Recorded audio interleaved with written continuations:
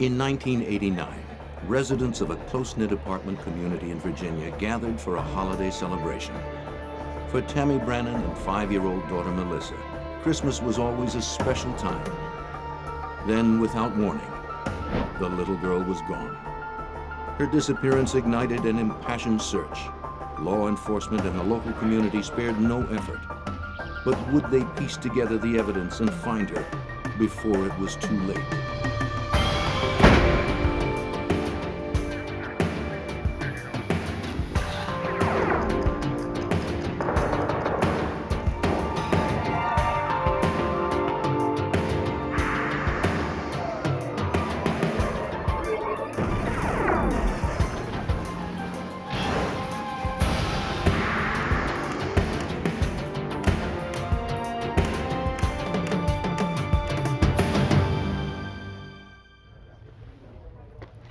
In 1989, in front of close to 200 witnesses, a child disappeared. 5-year-old Melissa Brannen vanished from a Christmas party at her mother's apartment complex in Virginia. Children have a way of wandering off, but it soon became clear this was more than a case of a lost child. Someone had taken Melissa. What sorrow compares to a mother's grief? What kind of monster preys on children? I'm Jim Kallstrom, former director of the FBI's New York office. The hunt for Melissa galvanized the community as a nation held its breath and waited for word. All victims deserve justice. All criminals must be punished. But when a crime involves a child, the stakes become so much greater.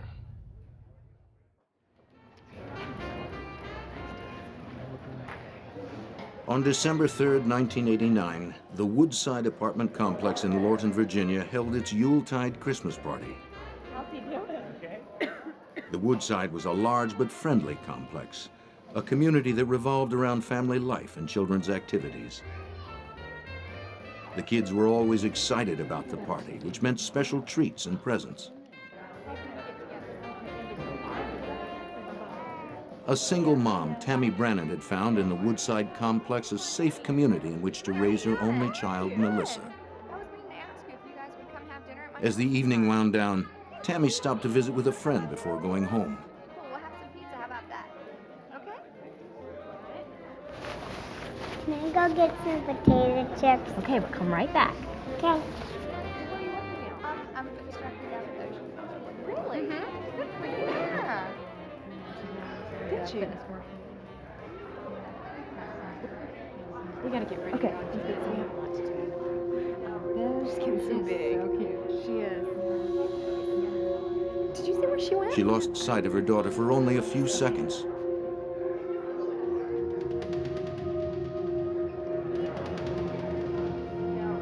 But that was long enough for a mother's worst nightmare to begin. Do you see my daughter?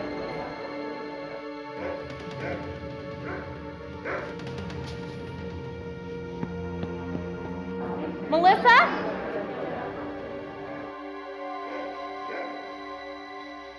Melissa? Melissa? Melissa disappeared. The Fairfax County, Virginia Police Department was called immediately.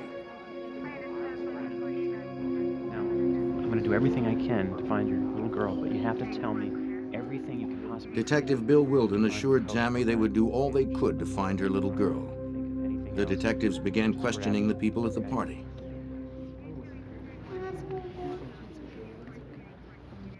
No one could recall seeing Melissa leave the party or anywhere near the front door. I'm Detective Wilden. This is Rappaport with the Richard Rappaport, the Fairfax Department search commander, joined Detective Wilden to organize the search party. If you come across anything suspicious, an article He would for head up clothing, the a piece of- investigation. Does everyone understand? One of the possibilities, cold of out course, there. was that she had just hidden somewhere in the building, was playing with some friends, or had wandered off. So immediately the patrol officers on the scene did a very good job of searching the building, and they began a search of the immediate area surrounding the building. The night of December 3rd was a bitterly cold night in the Washington area.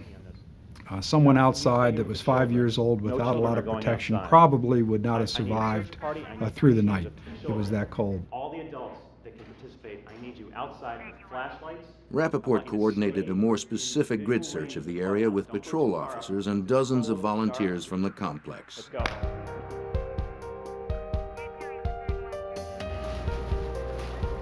The search effort began.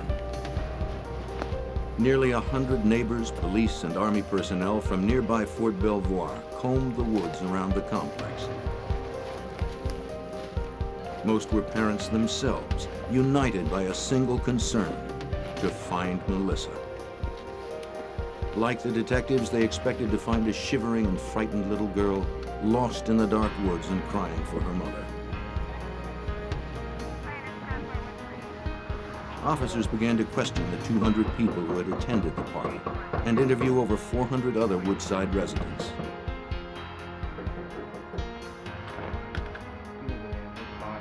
Though the complex was large, many residents knew Melissa and knew her to be very shy. 306 4723. Shocked to hear that she had disappeared, almost all expressed doubt that she would ever have gone off without her mother, and certainly not with a stranger.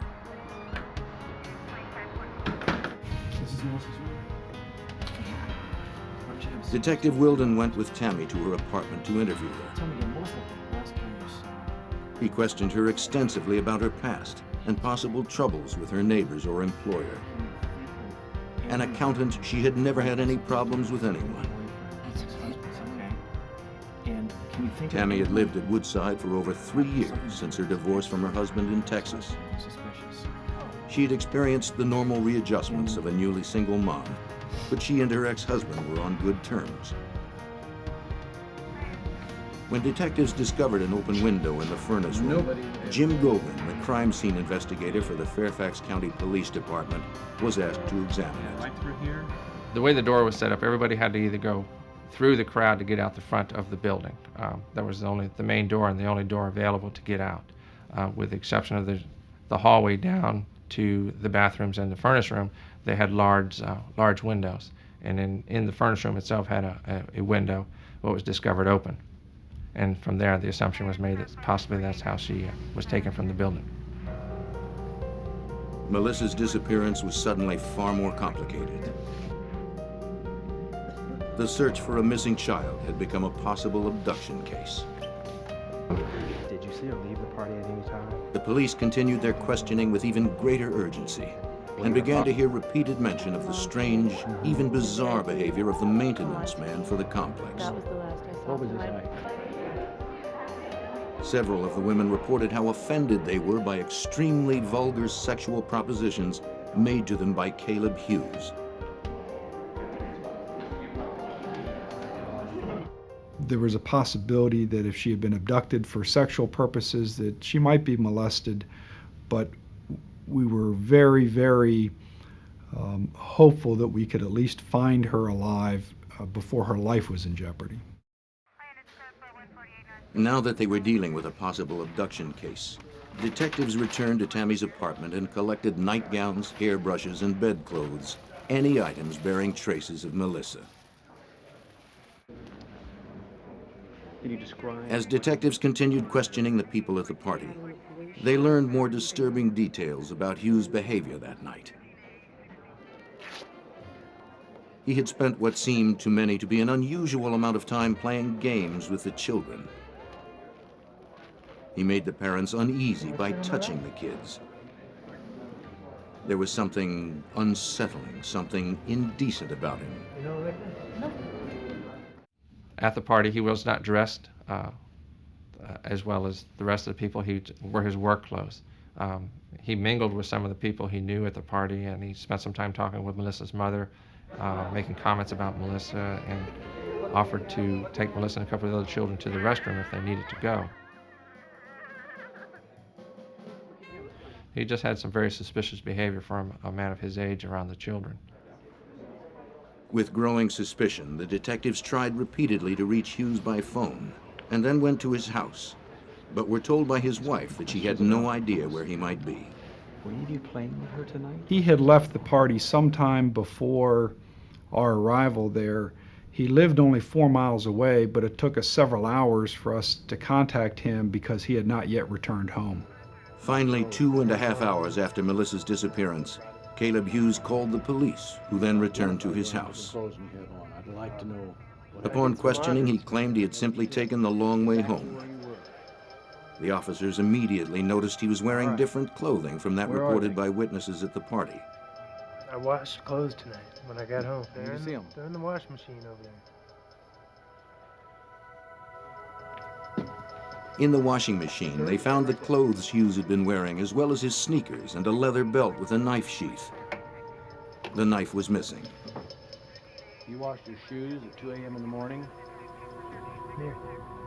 He'd been gone for several hours, and to come home in the middle of the night when your family was asleep and to feel the immediate need to wash everything you had been wearing, including your shoes, we found that rather suspicious behavior, and that just further added to our interest in his whereabouts.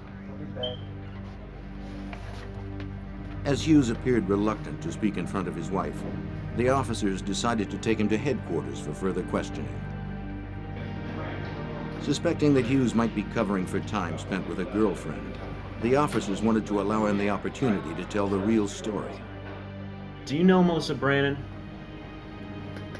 No, I do not. To the detective's surprise, there was no real story. Hughes had no alibi. He claimed he had no idea who Melissa was, that he had driven the long way home Why were you alone washing your after shoes? picking up a six-pack, and then had simply washed his clothes. You normally wash your shoes with your clothes? Sometimes, yeah. What were they dirty with? He said as an excuse that they were his only work clothes and he had to be to work the next day and they were dirty, so he needed to clean them for work. Look, am I being charged with anything? Despite hours of intense questioning, Hughes remained not right smug now. and evasive. I'm free to go. Finally, Yeah, you're free to Detective go. Wilden told him he was free to go, But I know you're though he guilty. was almost certain Hughes was lying. Well, you're gonna have to prove it then, aren't you? As far as the Fairfax County Police Department was concerned, Caleb Hughes was the prime suspect. Believing Caleb Hughes was involved in Melissa's disappearance, Detective Bill Wilden contacted Fairfax County Commonwealth Attorney Robert Horan. It was a suspected homicide, certainly by then. He made some statements that were out of character for somebody who really Melissa is Brannen? a suspect in a crime of this nature. You would normally think the minute somebody would suggest you or I have abducted a 5-year-old child, Look, am I I free mean, to you go? would think it would be Am I the being most charged with- vigorous, vehement outburst. Of course I didn't. Well, they got nothing like that. Matter of fact, at one point he said to Wilden, "Prove it," which is again an unusual reaction for somebody who had nothing to do with it. Gogan had photocopied Melissa's picture and printed hundreds of flyers to help in the search. And as the sun came up, the search expanded into further down south on the highway.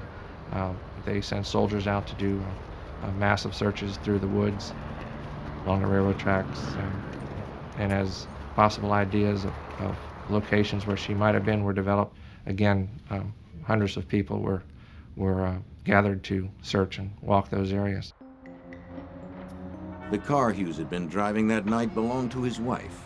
She gave investigators permission to impound and search it.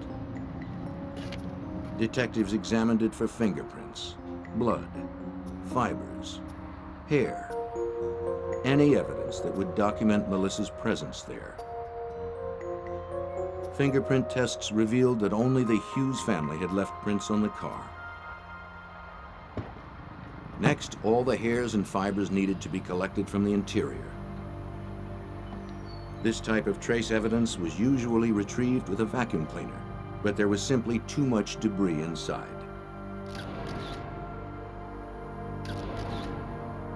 When I first approached the car and looked inside, I just kind of went, whoa.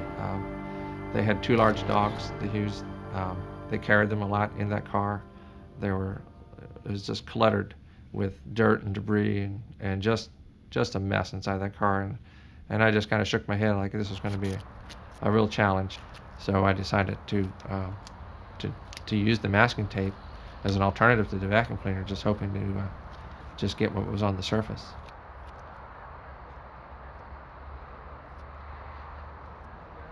That was an unusual technique, certainly. In my years, that was the first time I ever had run into it in the Fairfax Police Department. And it's a very common technique now. Gauguin then placed the tape between layers of clear plastic so that it could be examined intact under a microscope. As the car processing continued, Melissa's disappearance quickly became the lead news story in the Washington, D.C. metropolitan area. Melissa Brannen is 3 feet tall, 48 pounds, with blue eyes and dark blonde, shoulder-length hair. She was last seen wearing a pink ski jacket, red plaid skirt, and black shoes with gold buckles. The night of the party, Melissa had been wearing a navy blue acrylic sweater with a Sesame Street Big Bird picture, red tights, a red cotton plaid skirt, and a pink parka.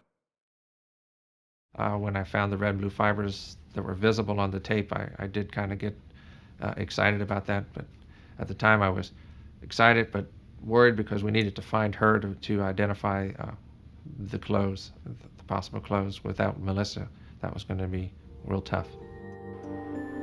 When Gauguin conducted luminol testing on the interior of Hughes's car, he found traces of blood on the steering wheel, brake pedal, and floor mat. When a light is shined on the luminol-treated area, bloodstains will appear fluorescent. While the luminol process is quite accurate as a blood locator, it can also destroy the genetic characteristics of the sample.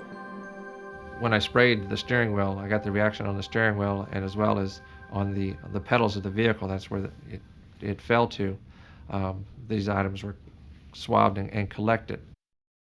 Hughes's shoes had been washed, but the lab was able to identify possible blood stains on their soles where fresh cuts had been made. It became very suspicious when I received the clothes from the officers who searched the house and noticed that he had cut his tennis shoes. Kind of putting two and two together, that why was he cutting his tennis shoes and why did I get a reaction to blood on the gas pedals? Surely Caleb Hughes had tried to cover his tracks to avoid a link to an unimaginable crime. What is your name? Caleb Hughes. How old are you? With the luminol findings showing blood in his car, the detectives were increasingly confident they could get a confession from Hughes. He was brought in for a polygraph test. He had no explanations for the fresh cuts on his shoes. No. Once again, he gave no explanation for the 2-hour, 30-minute delay in getting home. But as it turned out, there never was an explanation. He said, I just took the long way home. It was the best they got. Did you harm Melissa Brannen? No. Did you kill Melissa Brannen? No.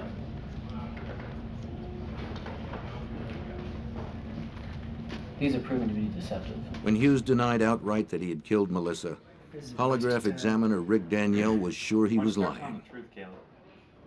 He really denied ever having seen this child, denied knowing who the child was. He was showing pictures of her, never seen that child before. And of course the police knew that was not true because he had been at the same table with the child, had talked to the child. You got the wrong guy. I'm asking about what you did. You got the wrong guy. Danielle was absolutely satisfied he was hiding something, that he was lying about something. So close to getting you. I'm out of So here. close. He was attempting to deceive him. But of course, none of that under Virginia law, as you may know, that's evidence. You're not allowed to use it at trial. Investigators were convinced Hughes had abducted and harmed the beautiful little girl. But Tammy Brannen tried to keep her hope alive, fighting her worst fears. Melissa's Christmas presents waited under the tree. News 7 has confirmed tonight that the investigation into the disappearance of 5-year-old Melissa Brannen appears to be focusing on one primary suspect. Police will continue their search efforts and to pursue leads. There is now a $10,000 reward for any information concerning Melissa's whereabouts. For Tammy Brannen and her parents, the hours passed in an agonizing wait for more information. Melissa's disappearance electrified the tiny rural community of Lorton, a suburb of Washington, D.C. Only 5 months earlier, 10-year-old Rosie Gordon had been bike riding in her neighborhood when she was abducted, raped, and murdered. Her killer had never been found. Nice to meet you too. Rosie's mother quickly came to Tammy Brannen's support. The yellow ribbons that punctuate trees and balconies at the Woodside apartment complex in Lorton have weathered Once Melissa's 3 disappearance was snowstorms. reported They've on the held their news, position the community through fear rushed to and her support. speculation as to the Yellow whereabouts ribbons of began 5-year-old appearing on Melissa Christmas Brannen. trees throughout the area. By all indications, Tammy was a wonderful mother, very loving mother, very, very protective of her child. Melissa was her only child, and I just think all those facts together struck a chord that virtually anyone could identify with those circumstances, and people's hearts went out to the Brannen family. Hundreds of people volunteered to post flyers throughout the region and assist the local authorities in their search. A new expert was also brought into the search effort. The National Center for Missing and Exploited Children sent John Gold, one of their search and rescue consultants. We are legislated into being as the state clearinghouse for all the information regarding missing persons. And we also assist families and law enforcement, kind of as a liaison between the two, working as many cases as we can. After debriefing, Gold and his partner went directly to the apartment complex clubhouse. Check his stride out here. Outside, they found adult male footprints leading from the furnace room window to a split rail fence whose top rail had recently been broken. We began to find transferences on the other side of the fence into a small parking lot there beside the clubhouse, in the parking lot, I think, with an abandoned restaurant or some type of building there. And that's where the track stopped. Straight through here, over this fence. Right from the beginning, we found the adult footprints, but we never found a child's footprints. So we felt comfortable that if that was the abductor we were looking for, and we felt pretty comfortable that it was, that Melissa was probably being carried even from outside the window, was being carried by the abductor to the point where she and the abductor got in the vehicle. But where would Hughes have taken her? I don't know. Detectives received a lucky break when they interviewed Hughes's wife. She had been somewhat suspicious that he might go somewhere else after work. She didn't want him to go anywhere except to work and directly back home. And so unbeknownst to him, she had made a note of what the mileage was. And the following day told us that she had checked the mileage again and that 12 miles had been put on the car. We now had another piece of possible information about the extent to which he could have gone that night. We first marked the location of the crime. This was the apartment complex in southern Fairfax County. We next located Caleb Hughes' residence, which was in northern Prince William County, roughly in this area. We then took a string that was the equivalent of 12 linear miles and tied the two ends of the string together and placed them over the pins.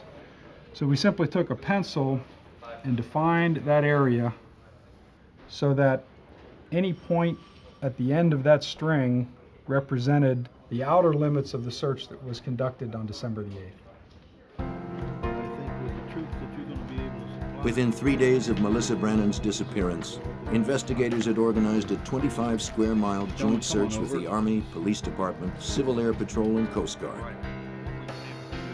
Over 500 volunteers turned out for the effort. We have a 12-mile radius that we need to cover. Black patent leather shoes, with gold bows, and pink hooded jacket. We had dozens of search teams that were comprised of trained law enforcement people, civilian volunteers, and military personnel. They were doing step-by-step searches of defined areas. Each area had been broken down and was assigned to a team. We're going to be looking for the clothing a lot. That's going to be one of the main things. They had specific instructions on how to search.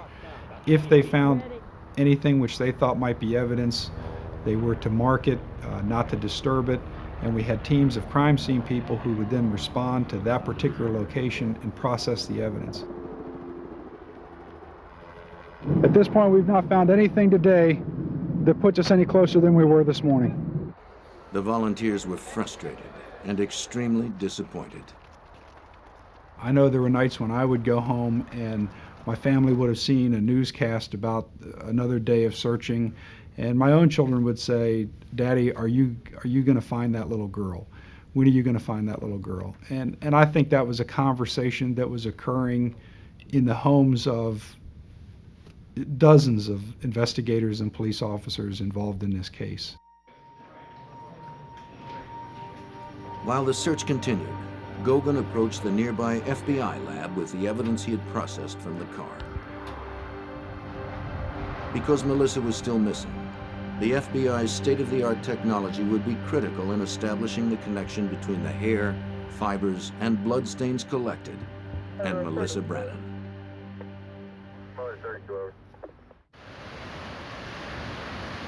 Agent Doug Diedrich of the FBI's Trace Evidence Unit would examine the evidence.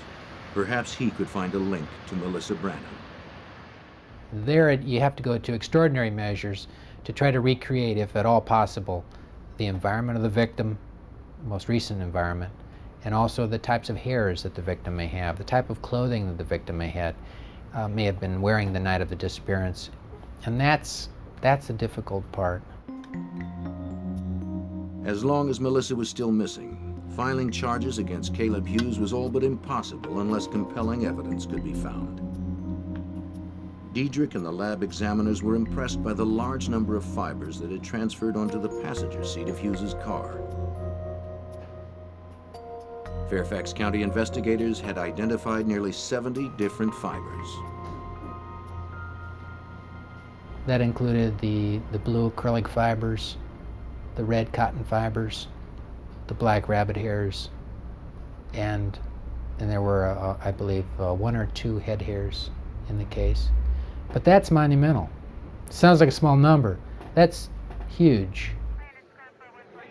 Once the FBI entered the case, its agents conducted their own investigation of Hughes's house. When Caleb Hughes's name was released as the primary and only suspect in the case, a media frenzy followed. Hughes has not been charged in the case, but he is the target of round-the-clock surveillance by the FBI. Federal investigators working with police from Fairfax County last night executed a search warrant on the groundskeeper's rented townhouse. They recovered several items which have been taken to the FBI laboratory to be tested to see if there is any evidence linking this man to Melissa. In the meantime, the FBI's official comment is no comment. The FBI brought the power of a federal grand jury to the investigation. The grand jury ordered Hughes to submit to blood and other forensic tests, something the local authorities had not been able to order. Hughes complained bitterly in interviews that his life had been ruined by the invasion. Details of a troubled past emerged. Hughes grew up in an abusive, dysfunctional home. He had a record as a juvenile delinquent, a long history of drug and alcohol abuse, and a disturbing attraction toward children.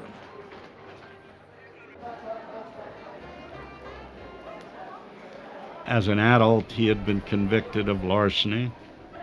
He had been convicted of car theft. He had been convicted of contributing to delinquency of a minor. The evidence indicated that he did spend a lot of time with young children, nobody the age of Melissa Brannen, but certainly a lot of children in their early teens.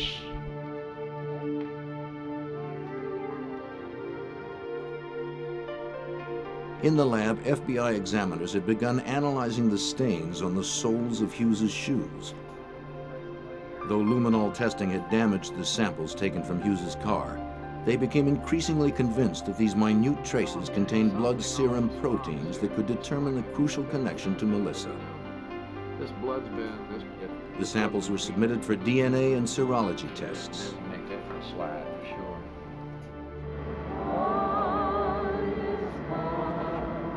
15 days after Melissa's abduction, a candlelight vigil for Melissa was held at the apartment complex. The little girl's disappearance had united the Fairfax community in compassion and outrage.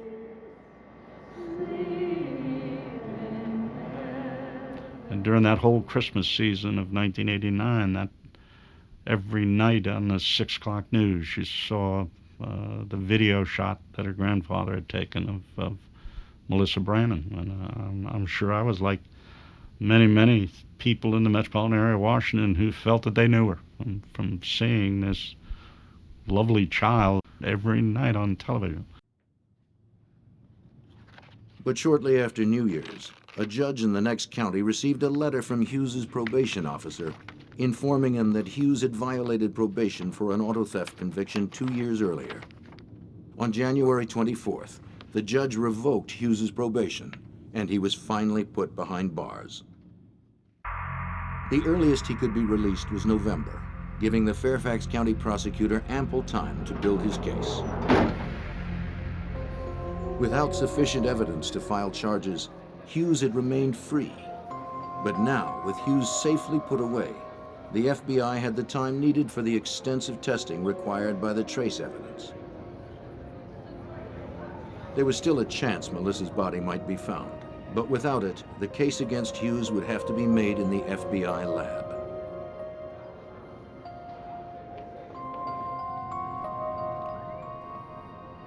Already, FBI examiner Doug Diedrich had found his first big break in the case. I remembered some black animal hairs in the debris from the front seats of the car. And in looking through the little girl's nightshirt, I noticed these similar black hairs sticking out of the nightshirt. So it just rang a bell. I went back, mounted those up on slides and compared them, and sure enough, dyed rabbit hair, and they matched each other.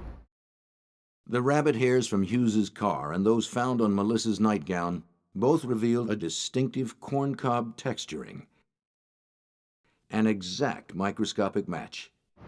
Agent Diedrich immediately called the prosecutor to determine whether Tammy Brannen owned a rabbit fur coat.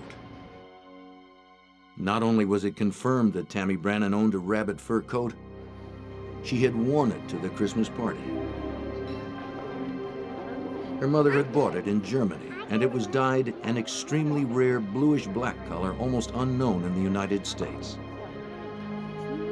Melissa had handled the coat at the party and at home.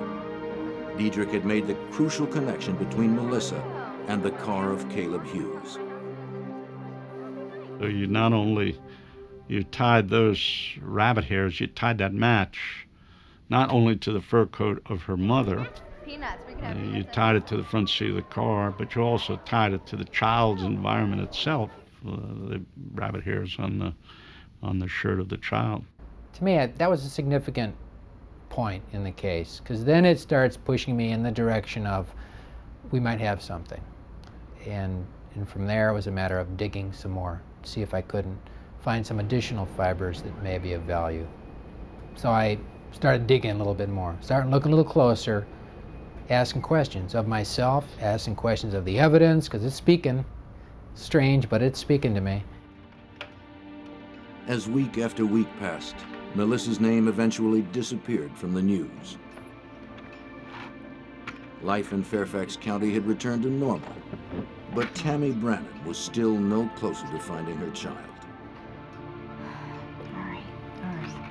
It's tremendously difficult for the family to come to terms with everything that has gone on, to come to terms with still trying to hold on to that glimmer of hope that their child's alive, and then the realization that in all likelihood, they may never find their child alive or may never find the body of their child even after they've been murdered. Tammy was forced to face the reality that by now, there was almost no chance Melissa could still be alive. We wanted to close this case and not just close the case in the sense of identifying and prosecuting a suspect, but we wanted to bring real closure to the case in answering the question, what happened to Melissa Brannen that night? Why did it happen? Such questions plagued Tammy Brannen. Depressed and unable to work, she remained secluded in her apartment, waiting. Agent Diedrich had examined the blue acrylic and red cotton fibers in the passenger seat evidence collected by Jim Gogan. At first glance, they appeared to match descriptions he had been given of the red tights and big bird sweater Melissa wore that night. But without a duplicate outfit to make an exact fiber comparison, he was at a dead end. And so I went home, spoke to my wife. Of course, she straightened me out right away that if it had a big bird on it, it wasn't Winnie the Pooh, and it had to be sold at JCPenney's, having young kids of my own about the same age. Diedrich asked his wife if she kept any old JCPenney catalogs in the house from the last few years. She said she knew she had a Christmas catalog. Teased me about being a pack rat. I think it Diedrich was astonished to find a picture of an outfit that exactly matched the description of that worn by Melissa. JCPenney's catalog. I collected it 2 years ago at Christmas. Oh, great.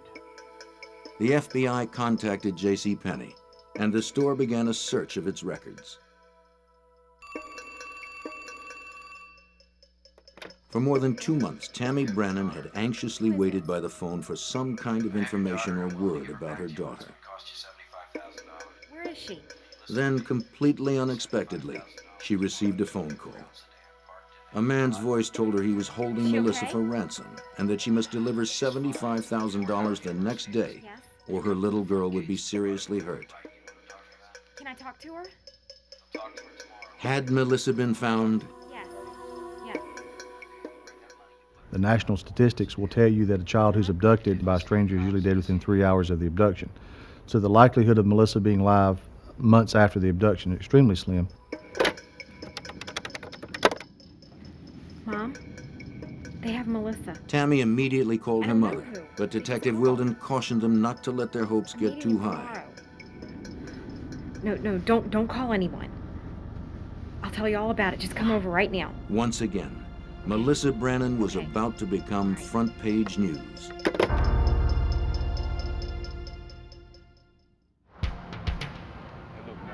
Detective Wilden had instructed Tammy Brannen to cooperate with the ransom demands in the hopes her daughter would be recovered alive.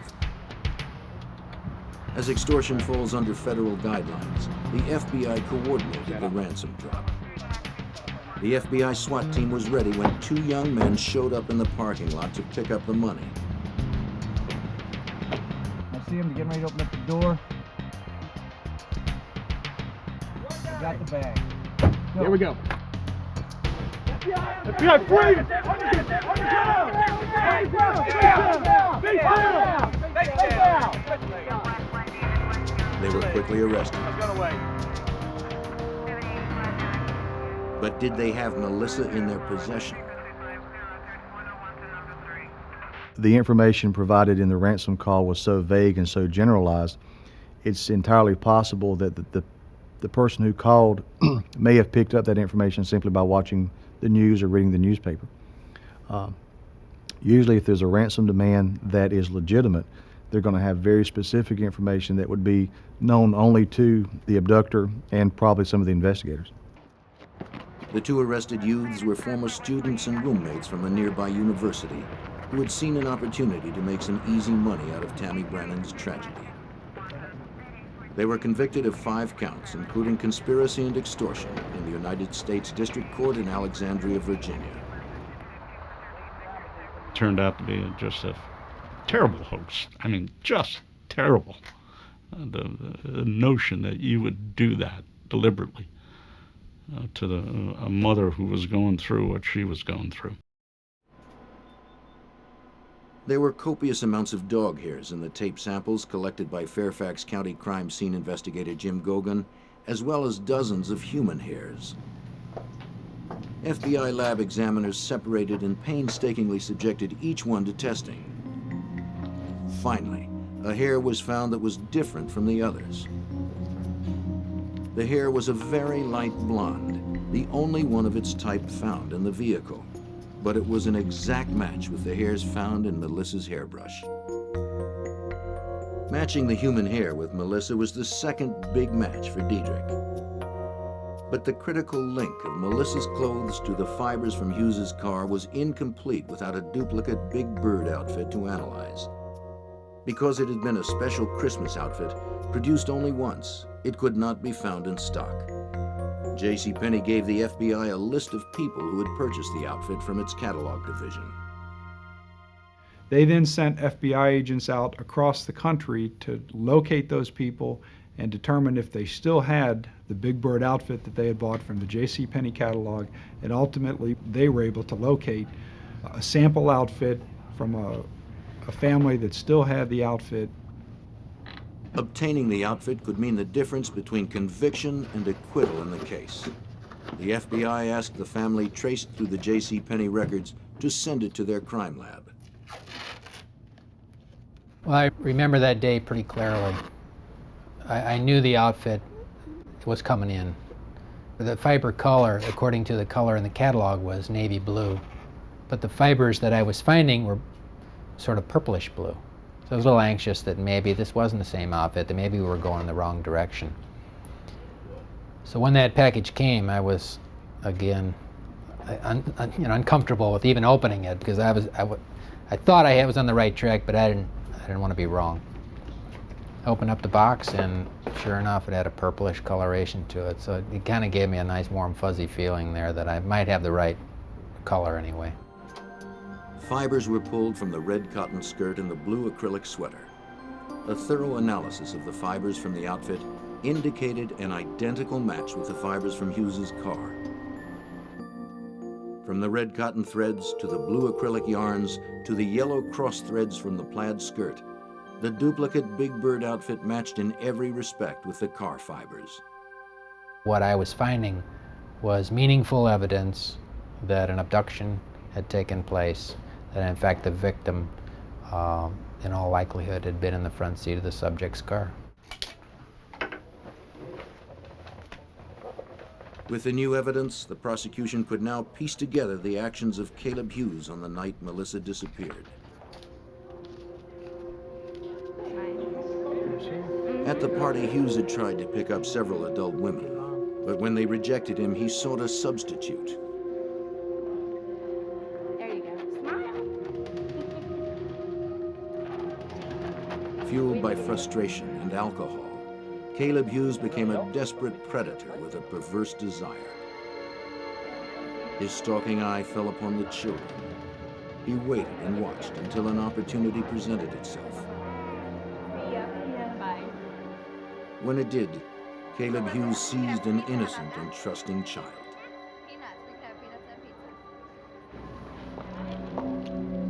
Hey, Melissa. Hey. Remember me? Come here. By abducting Melissa Brannen, Hughes had crossed the boundary into the unspeakable. We got to like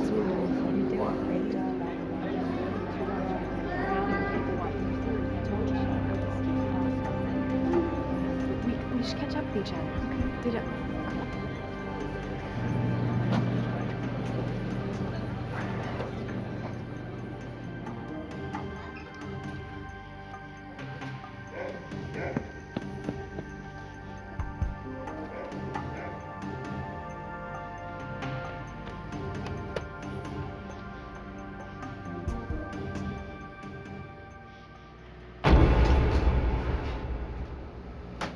The analysis of the duplicate Big Bird outfit produced compelling evidence. It would be a powerful tool in the case against a man who investigators felt was a ruthless child molester and murderer. But Agent Diedrich had to convince the jury how incredibly unlikely it would be that these fibers had come from any source other than Melissa's outfit. He began asking people at the FBI to give him any items they may have made of navy blue acrylic. He collected more than 100. And the objective was to see, do the fibers that I found on the front seat of Cal Hughes' car, do they match any of these? The answer was no. From the items, Diedrich collected 126 different acrylic fibers. He made 7,983 comparison tests with those fibers against the ones found in Hughes's car. Out of almost 8,000 tests, only one succeeded in making an exact microscopic match with the blue acrylic fibers found in Hughes's car. And that was the duplicate Big Bird outfit. Whenever you match two things, it has a lot of significance.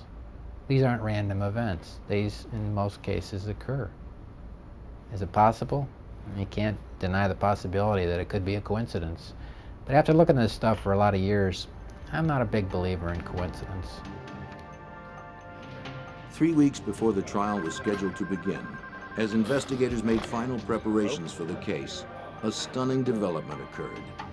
They received a phone call. 2 counties away, police had just found the body of a child on the median strip of Interstate 95. I'll be right there. I called Wilden. We get in his car, and there was absolutely no doubt in my mind that that was going to be it, because Hughes knew that area, spent time down in that area. I said, wow, this is going to be it. That section of median on I-95 is wide and densely wooded. It would have been easy for Hughes to pull over, hide the body among the thick vegetation, and drive off unnoticed, and there would be little chance of someone finding the remains. But someone found a body. Was it Melissa's?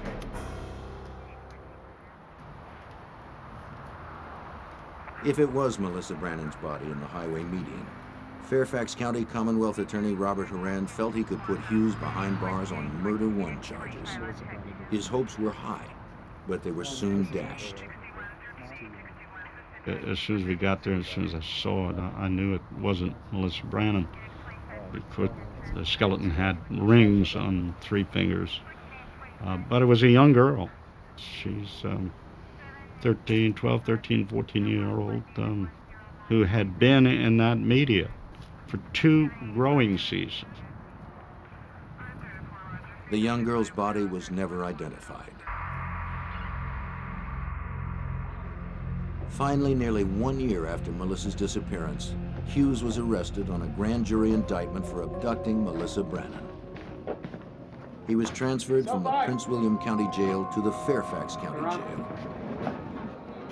Moran had delayed the indictment for several months in the hope that Melissa's body would be found. By then, I know we were all pretty satisfied that the worst had happened to the child. Unfortunately, under Virginia law, you can charge somebody with murder without the body, but you have to be able to prove where the murder occurred. And of course, without the body in this case, we had no way of proving where it occurred, so we couldn't charge him with murder. Abduction with intent to defile was the strongest case that could be brought against him. Hughes pleaded not guilty.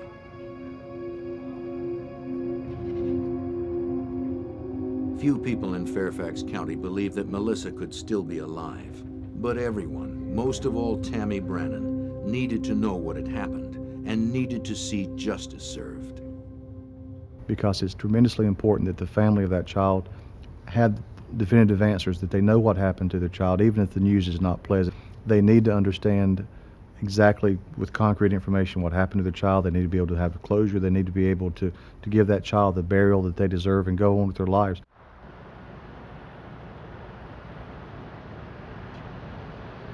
With Agent Diedrich's airtight analysis of the trace evidence, Robert Horan went into the trial confident that he could convince the jury beyond reasonable doubt.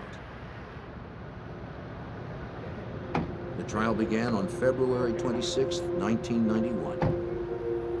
Looking good. A chief part of Horan's strategy was depicting Hughes' deviant sexual behavior at the party. He produced several female witnesses who recalled the crude, vulgar sexual propositions he had made to them, and others who testified he had spent considerable time playing with Melissa and had been talking to her just before she disappeared.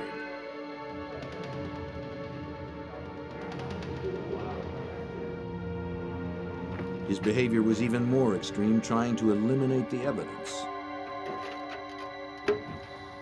Washing his clothes, his leather belt, his shoes. He could not account for the fresh cuts on the soles of his shoes. Nor could he account for his whereabouts for the 2.5 hours between leaving the party and arriving home. But the problem for the defense is somehow you had to explain that time. And there was never an explanation. I mean, it would have gutted our case. Our case is over if you can explain any of that time. Though tests for blood on the shoes had proved inconclusive, the prosecution was now able to show the jury the exact matches made between the rabbit hairs, the head hair, and the fibers found in Hughes's car. Nonetheless, the defense argued that all of the fiber and hair evidence was purely circumstantial. It may be circumstantial, but it is powerful circumstantial evidence because it doesn't change.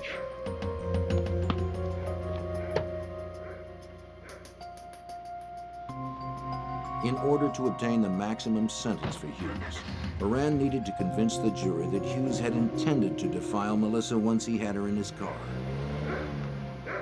And the only way the fibers from her outfit would have been found on the seat is that her coat had been removed while she was in that car.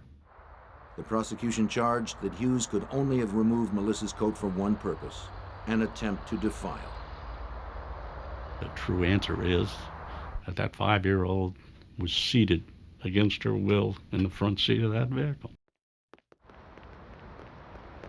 Caleb Hughes's trial lasted 8 days. After 9 hours of deliberation, the jury found him guilty of abducting Melissa Brannen with intent to defile. He was sentenced to 50 years in prison. For the family members, it can't end because of the eternal hope, if you will, that someday this child that's never been seen, never been found, this child someday will appear. You know, and that's hard stuff. That is hard stuff. Caleb Hughes is still serving his sentence today, and the body of Melissa Brannen has never been found. Eventually, Tammy Brannen moved from the Woodside apartment complex, but she never changed the telephone number that Melissa had memorized by heart, hoping that one day a call might come.